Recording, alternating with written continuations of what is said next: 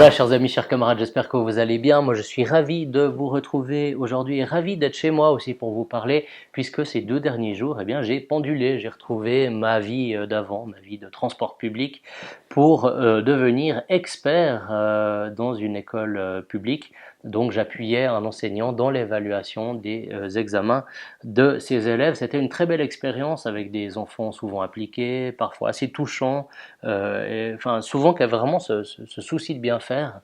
C'est quelque chose qui m'a fait chaud au cœur, parce que bon, on aime bien dire du mal des gamins, et moi j'ai trouvé que ça se justifiait pas vraiment. Néanmoins, eh bien, je vous ai dit que j'ai retrouvé ma vie d'avant, ma vie de pendulaire, et ça a suscité chez moi un certain nombre de réflexions que je voulais partager avec vous, et particulièrement avec ceux qui ne sont pas encore, et j'ai envie de dire, devenus indépendants, alors que peut-être c'est pour eux. Voilà, et peut-être que cette vidéo aidera aussi les autres à constater que bah non, c'est pas forcément pour eux.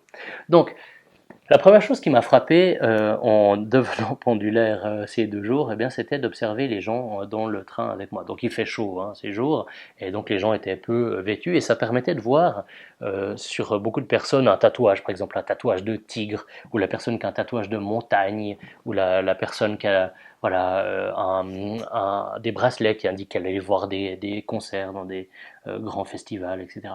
Et ça m'a frappé parce que j'interprétais ça chez ces personnes comme une manière, ou disons, une manière d'exprimer son individualité. Je voyais ça comme une manière de dire oui, certes, je partage ta condition de captif, mais moi j'ai une vraie vie dehors où mon vrai moi se révèle quand, je sais pas, je marche sur les mains au sommet de l'Everest, quoi. Voilà. Et c'est comme si instinctivement tous les gens dans le train se disaient il y a quelque chose qui cloche. Je suis en captivité, voilà, je suis réduit à la vie, à la condition d'un animal de zoo. Et ça m'a fait penser à un passage de Christopher Lasch. Christopher Lasch, c'est cet auteur qui a écrit La culture du narcissisme, que je cite assez souvent.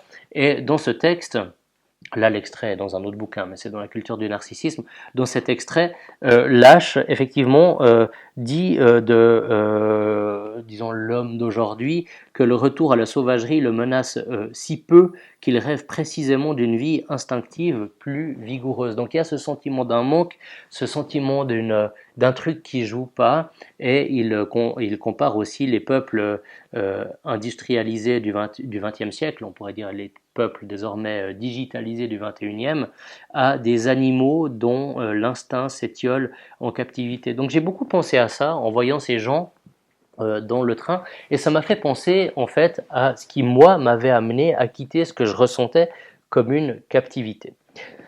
Je m'explique. Souvent, on me dit, mais en fait, pourquoi t'as quitté ton journal? Pourquoi t'as quitté ton poste ici? Pourquoi, en fait, j'ai lancé un journal, mais avec peu de garanties, et après avoir voilà, renoncé à des fonctions qui étaient plutôt confortables et plutôt sûres. Ben, en fait, la réponse est là. C'était effectivement le refus de la captivité. Ce que je veux dire, c'est qu'en travaillant seul, en lançant quelque chose un peu en marge, en construisant une œuvre finalement, une œuvre personnelle, eh bien moi j'avais aussi ce sentiment d'échapper à tout ce que je ne supportais plus. Si vous voulez, c'est les séances, hein, les fameuses séances, où vous avez ces gens qui disent ah non alors ça j'ai pas encore eu le temps de faire, non ça. Alors que vous savez que la personne avait 2 semaines pour passer un téléphone et qu'elle l'a pas fait, et qu'elle dit oui non mais j'ai pas eu le temps, puis tout le monde ravale un peu sa fierté, tout le monde garde un peu sur lui, il va pas dire mais qu'est-ce que t'as foutu de la journée, etc. Parce qu'en fait on est tous un peu coupables, un peu complices, etc. Et donc ça c'était une chose que moi je supportais pas de perdre des bouts de ma vie dans les transports publics, dans des séances inutiles, dans des événements festifs entre collègues, type team building ou des choses comme ça. Et en fait, en redécouvrant ce genre de vie, et enfin surtout les personnes qui ont ce genre de vie ces derniers jours, eh bien effectivement, ça m'a rappelé pourquoi moi j'ai décidé de construire à l'écart et aussi avec un style de vie qui me plaît. Alors, est-ce que ce style de vie d'indépendant, il a que des avantages? Alors là, je veux être assez transparent, je vais vous faire ça en 5 minutes, vous dire ce qui peut vous diriger dans ce sens et ce dont il faut se méfier. Alors, la première chose, c'est que moi, si je vis comme ça, c'est parce que je peux m'entraîner. Alors, bien sûr, j'ai plaisir à partager avec vous, parler des livres, être dans mon environnement naturel, etc., etc. Mais la première des raisons qui m'ont mené à tout plaquer, c'est que, eh bien, je voulais pouvoir m'entraîner quand je veux et si je veux. Donc, moi, j'ai des poids dans mon garage. Je vais m'entraîner 3 ou 4 fois par semaine, relativement lourd. Je vous mettrai quelques vidéos sur impression. Et donc voilà, ça c'était vraiment pour moi ce qui était en post-production, pardon. Pour moi, c'était vraiment ça qui était essentiel, c'était de retrouver cette liberté physique, soulever les poids, gueuler, m'entraîner, écouter du hard ou du rap et faire ce que je veux. Alors il n'y a pas que les poids, j'aime aussi aller faire un tour en vélo, j'aime faire de la corde à sauter, mais enfin pouvoir faire ce genre de choses quand je le voulais et si je le voulais. Il n'y a rien qui me tuait plus, finalement, quand je travaillais en entreprise, que à 2 heures, 2 heures et demie, des fois je me disais, oh là, j'ai tellement envie de soulever un truc lourd, j'ai envie de faire du curl, j'ai envie de faire du squat, ou je sais pas quoi. Et puis, ben non, il fallait rester là. Donc on allait boire un café, certains commençaient à fumer, ce genre de choses-là. Et pendant ce temps-là, comme disait la chanson anarchiste, la vie c'est cool, la vie s'enfuit, les jours défilent, tôt pas de l'ennui. Voilà, un peu de chanson anarchiste sur la vidéo d'un droit tardé, ça fera toujours, ça fera toujours du bien. Mais enfin voilà, ça c'était une chose que moi je supportais plus et qui était décisive dans ce choix. Une autre chose qui fait que ce choix pour moi a été le bon, alors déjà je peux vivre comme ça grâce à ma femme qui elle a un emploi classique avec beaucoup de plaisir dans ce cadre, bah, c'est très bien. Hein. Moi je suis pas en train de dire à tout le monde ce qu'il faut faire. Je dis que j'ai fait ce qu'il fallait parce que c'est ce qui me convenait le mieux. Mais une autre chose qui m'a plu, c'est qu'en devenant indépendant, eh bien, j'ai appris à faire énormément de choses que je ne savais pas faire auparavant. Auparavant, bah, je dépendais d'autrui pour la relecture, je dépendais d'autrui pour le graphisme, je dépendais d'autrui pour l'édition, pour tout un tas de choses. Et en fait, c'était à chaque fois 15, 20 minutes, 1 heure, etc., qui m'échappaient. Aujourd'hui, j'ai plus ça. C'est-à-dire qu'aujourd'hui, bah voilà, on apprend à faire tout seul. On a Canva, on apprend à monter des vidéos, ce que je vais faire une fois que j'aurai mis ça en ligne. Dans exactement 3 minutes, je me suis dit que je faisais 10 minutes aujourd'hui, pas plus.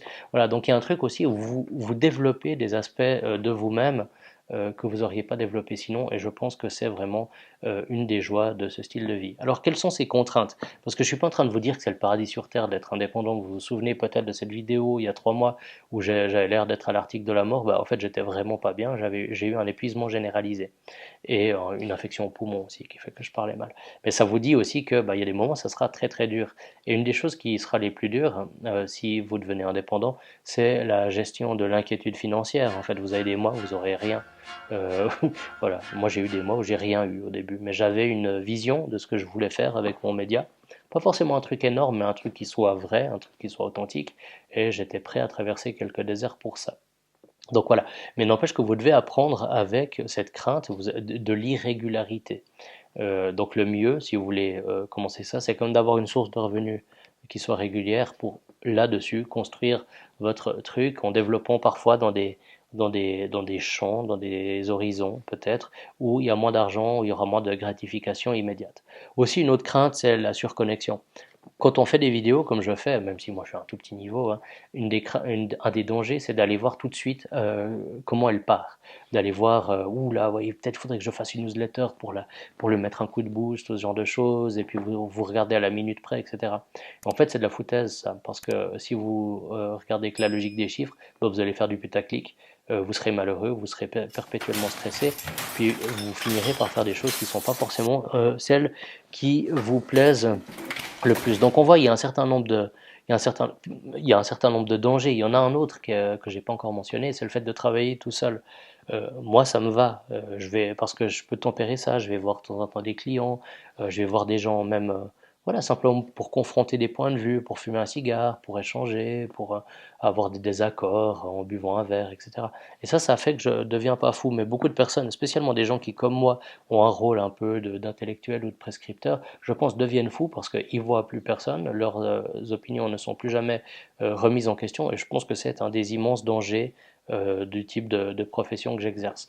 Donc voilà, je voulais faire cette vidéo pour euh, un peu que vous puissiez peser les choses, et puis aussi, je crois que ultimement, cette décision de continuer le salariat ou des choses comme ça, ou avoir une vie un peu plus semblable à la mienne, elle doit reposer sur un constat très clair, c'est quelle est la valeur que vous mettez au-dessus de tout.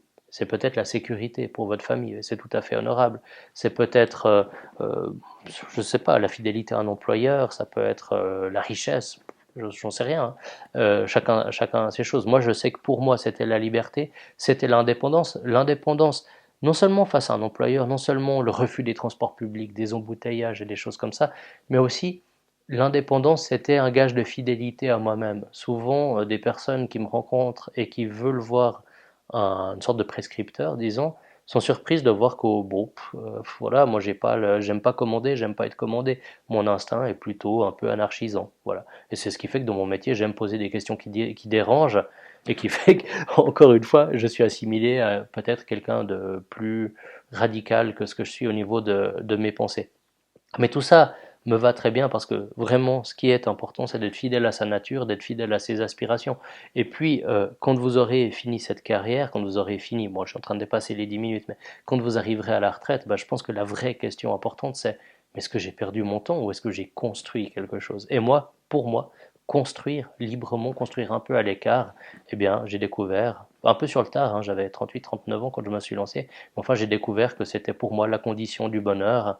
Et puis, bah voilà, si vous y participez dans une certaine mesure, d'une manière ou d'une autre, via un abonnement ou via quoi que ce soit, bah merci. C'est grâce à vous que j'ai aussi une vie un peu équilibrée. C'est aussi grâce à ma femme qui elle a un emploi classique, je crois que je l'ai déjà dit, grâce à ses employeurs, enfin grâce à les choses se sont bien alignées, c'est comme ça, mais moi ça me permet de vivre d'une façon qui est conforme à mes aspirations profondes et je crois à un tempérament. Quand on vieillit, je pense qu'on finit par découvrir que, avant toute chose, il faut être fidèle à son tempérament. Voilà, je voulais partager ça avec vous, c'est un peu confession intime, mais on s'en fout, c'est très bien, des fois ça fait du bien d'avoir un contenu, voilà, un peu du fond du cœur. J'espère que ça vous a plu, dites-moi où vous en êtes, vous, dans votre vie professionnelle. J'espère que ça vous plaira, j'espère que ça vous intéressera, puis je viendrai peut-être avec un format plus classique, mais je voulais vraiment partager ça avec vous, ça me faisait très plaisir. Allez, à bientôt, ciao.